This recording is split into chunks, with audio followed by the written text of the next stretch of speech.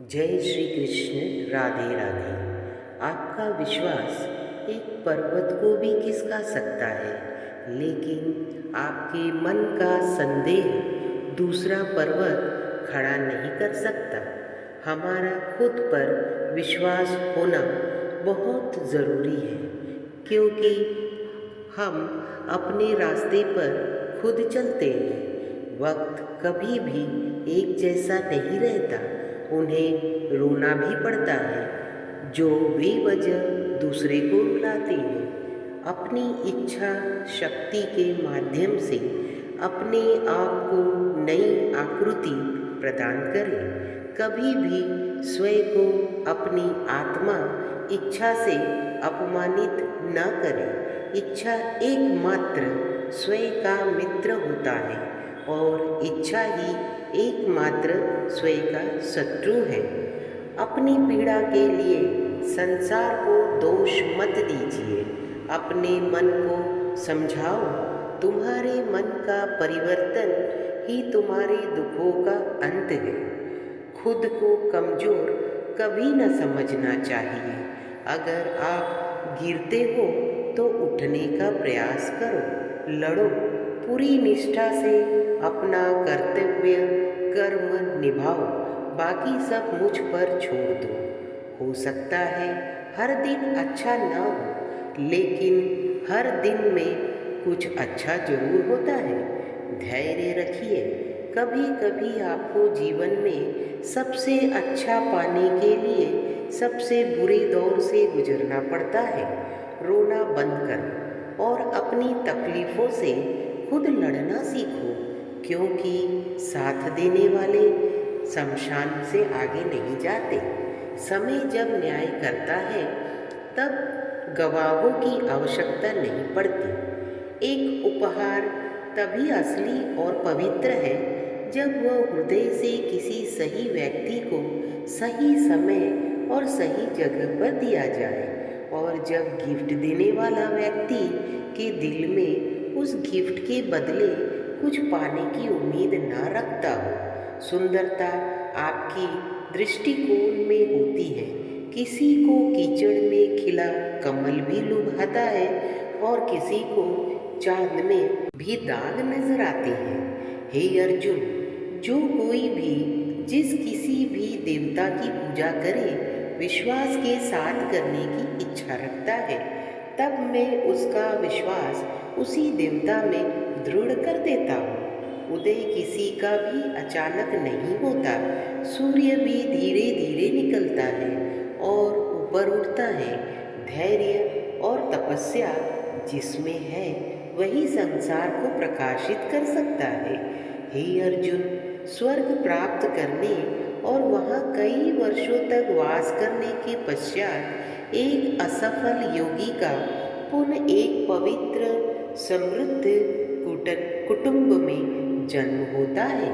हे अर्जुन, जो व्यक्ति अपने समान सर्वत्र सम देखता है, चाहे वो दुख हो या सुख हो, वो परम योगी माना जाता है। प्रेम हो या प्रार्थना ये तो मालूम नहीं, पर जो आपसे है किसी और से नहीं। अहंकार और संस्कार में फर्क है।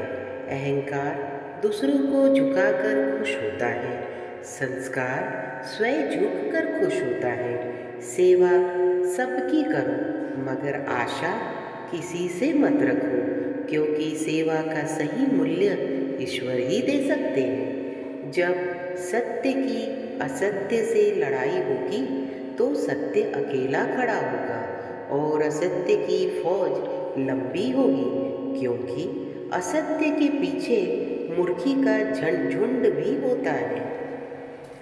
अकेले रहना तुम्हें ये भी सिखाता है कि वास्तव में तुम्हारे पास स्वयं के अलावा और कुछ भी नहीं है। जब परिवार के सदस्य अप्रिय लगने लगे और पराए अपने लगने लगे तो समझ लीजिए विनाश का समय आरंभ हो गया है। क्रोध आने पर चिल्लाने के लिए ताकत नहीं चाहिए, मगर क्रोध आने पर चुप रहने के लिए खूब ताकत चाहिए होती है। जो आपका है वो आपका मिलकर ही रहेगा, फिर चाहे उसे छीनने के लिए पूरी कायनात एक हो जाए। दो प्रकार के व्यक्ति इस संसार में स्वर्ग से भी ऊपर स्थित होते हैं। एक वो जो शक्तिशाली होकर भी क्षमा कर देते हैं, और दूसरे वो जो दारिद्र होकर भी कुछ दान करते हैं।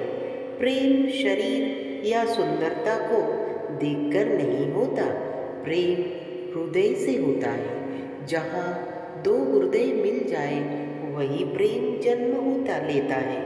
किसी भी व्यक्ति को अच्छे से जाने बिना दूसरों की बातें सुनकर उसके प्रति कोई धारणा बना लेना मूर्खता है। अगर आप नियत से मांगा जाए तो ईश्वर नसीब से बढ़कर देता है। जब भी विनाश होने का प्रारंभ होता है, शुरुआत वाणी के संयम खोने से होती है। जीवन में सब कुछ खत्म होने जैसा कुछ भी नहीं होता। हमेशा एक नई शुरुआत अपना इंतज़ार कर रही होती है। जीवन में यदि खुश रहना है तो अधिक ध्यान उस चीज़ पर दे जो आपके पास है, उस पर नहीं जो दूसरों के पास है उस पर नहीं जो दूसरों के पास है।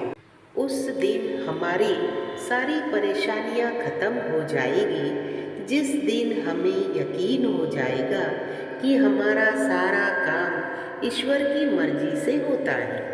विपत्ति में धैर्य, वैभव में दया और संकट में स्नेहशीलता ही श्रेष्ठ व्यक्तियों के लक्षण हैं। जो व्यक्ति स्पष्ट और सीधी बात करता है उसकी वाणी कठोर जरूर होती है, लेकिन वो कभी किसी के साथ छल नहीं करता। जो अच्छा लगे उसे ग्रहण करो और जो बुरा लगे उसे त्याग करो। फिर चाहे वो विचार हो या कर्म हो या मनुष्य, बुराई बड़ी हो या छोटी, हमेशा विनाश का कारण बनती है। क्योंकि नाव में छेद छोटा हो या बड़ा, नाव को डुबा ही देता है। परिवार और समाज दोनों ही बर्बाद होने लगते हैं जब समझदार मौन और नासमझ बोलने लगते हैं। आप वापस नहीं जा सकते और शुरुआत को नहीं बदल सकते, लेकिन आप जहाँ हैं वहाँ से शुरू कर सकते हो और अंत को अवश्य बदल सकते हो। जब उम्मीदें टूटने लगे, कोई रास्ता न दिखाई दे, तो एक बार भगवत गीता का शरण जरूर ले लेना चाहिए, क्योंकि भगवान श्री कृष्ण ही है जो हमें सही राह दिखाएंगे, जिसकी वाणी सुनकर हम अपने जीवन को पवित्र और शीतल बनाएंगे। इसीलिए आप जरूर इस वाणी को सुनिए और अपने जीवन को शीतल और खुशहाल बनाइए। अगर आपको मेरी ये वाणी पसंद आई हो तो प्लीज़ इसे एक लाइक और शेयर करना न भूलें और मेरे चैनल को सब्सक्राइब जरूर करिए, ताकि आपको ऐसी नोटिफिकेशन फिर मिलती रहे। धन्यवाद। जय श्री कृष्ण। राधे राधे। आपका दिन शुभ रहे।